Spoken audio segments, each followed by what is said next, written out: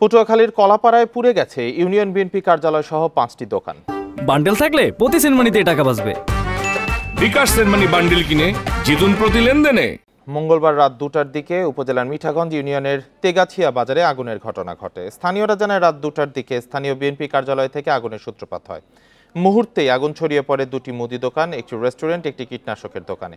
খবর পেয়ে কলাপাড়া ফায়ার সার্ভিসের 2টি ইউনিট ঘটনাস্থলে পৌঁছায়। 1 ঘন্টার চেষ্টায় আগুন নিয়ন্ত্রণে আনে ফায়ার সার্ভিস কর্মীরা। এতে প্রায় 30 লাখ টাকার ক্ষতি দাবি করেছেন ব্যবসায়ীরা।